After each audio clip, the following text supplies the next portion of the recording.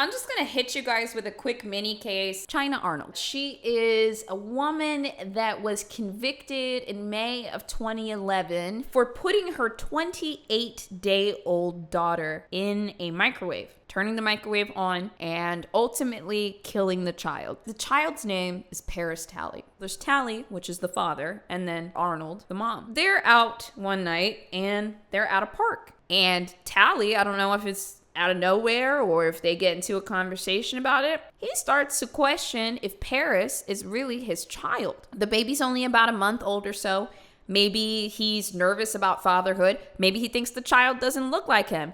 Or maybe, like he said in the reports, he heard that China had been cheating on him. So maybe when the baby arrived and he felt like it didn't look like him or something, he started to have some doubts or questions or something. He confronts her about it at the park and she freaks out. China goes absolutely bonkers. I kind of see this going two ways. Let's go into the world of assumption BOZE for a minute. I apologize. I try to let you guys know whenever I'm making assumptions about things because, when we don't have all of the facts and the information, the best thing we can do is use our sociological imagination and how people respond to trauma and questions and things like that to try to figure it out. Let's say on one hand, Paris was really truly Talley's child. If it was really truly Talley's child, China would have a visceral reaction to this. Imagine carrying a baby in your body for 9 months, going through all the ups and downs of a relationship, not really being in a committed marriage with the person, and finally having the child and your significant other saying, I don't know if that's my baby. That would drive any woman pretty nuts. What do I do? What do I say? I can only imagine the like, what do you mean this isn't your kid? This is your child.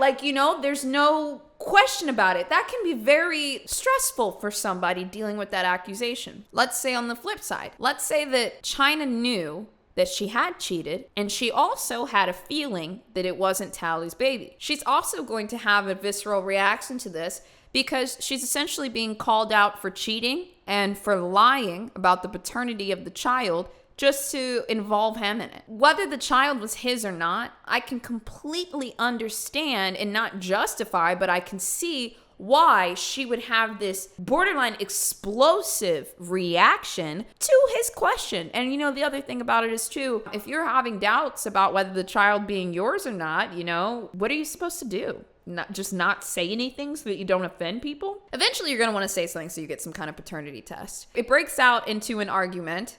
And that night, China drove them back, and they said that she was driving erratically. She's swerving, she's screaming, she's yelling on the road. She's absolutely losing her shit. They get into some kind of physical altercation in the parking lot. They arrived home, but before they even get back, they start screaming and yelling in the parking lot. Talley said that China had run up to him. He said that she bit his lip. He slapped her in the face. They were both going back and forth. When anger breaks a barrier into violence, people don't know what to do. And it just escalates from there. If you have a partner that is completely out of control at this point, no matter how upset or angry you are, if you can try to be the bigger person, try to de-escalate this. Because when you reach that level of violence, whether you're involved or not, it will escalate. She then goes inside. Another thing to mention too is she's incredibly inebriated at this point. What I think happened was they got into an argument. She got into a highly emotional state. She could not control herself. She did not try to control herself, and she certainly couldn't control herself when she was drunk.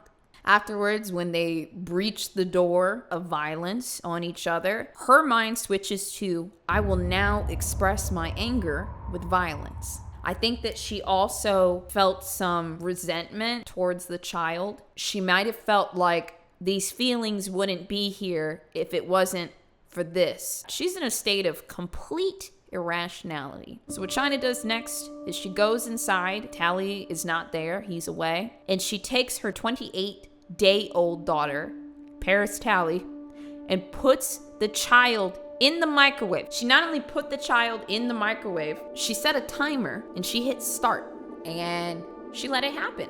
That microwave ran for 2 minutes. The light came on in the microwave. The sounds had to have been terrifying, a crackling, a popping, a child screaming as their internal organs reached critical temperatures. I cannot express enough how people always have a choice for their actions, no matter what state you're in. But when you are hearing all of those sounds, I can't imagine not stopping it. But she didn't. There's a couple of sources that came through when we read the court documents, because obviously China's not going to be honest about what exactly happened. The forensic report says that after the child was in the microwave for 2 minutes and she removed the baby, they probably died within minutes or seconds, unable to handle the internal temperatures. That's what the forensics say. Well, China says she took the baby out of the microwave, went to bed that night. According to her, she said she took the child to the hospital, she died, and then she went home. I don't think anybody's gonna buy that. Another story that came up afterwards too was from Tally himself. Maybe he felt some kind of regret. At one point, China actually says during the case, her kid's father said that if the baby wasn't his, that he was leaving her and was more concerned about the baby not being his than anything in the world. And that was what she was most concerned about. China took it upon herself to microwave the one thing in the situation that everything was contingent on. Well, afterwards, Tally went to court and he told them what actually happened. This is the most ridiculous shit that I've ever heard. The story afterwards that Tally had told was that